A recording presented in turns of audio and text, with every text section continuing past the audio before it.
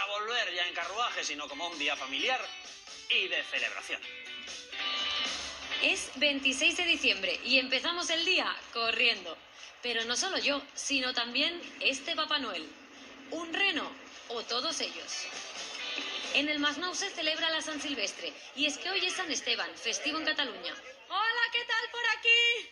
¿Cómo va? ¿Acabáis de correr? Muy bien, perfecto, de verdad. ¿Muy cansado? Ya son muchos años ya que la llevo realizando ya. ¿Corres? Marina, ¿me conoces y todo? Sí, te conozco por la tele. Ah, oye, vamos tirando que te tienen que dar el agua. ¿Te sirve esta carrera para quemar los turrones de ayer? Perfectamente. Bueno, ¿y vosotros? Venga, me pongo así. ¿Qué habéis hecho hoy que tú vas especial? Pues hemos corrido la San Silvestre del Masnou, que son 5 kilómetros. ¿Y tú por qué llevas esto?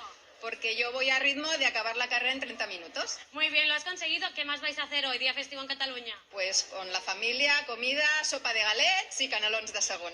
Su meta ha sido llegar. La de otros, picar algo al solecito. Bueno, ¿qué tal? Aquí estáis perfectos, ¿no? Al solecito, bermutillo también. Hombre, bermutillo, que hoy no se trabaja aquí.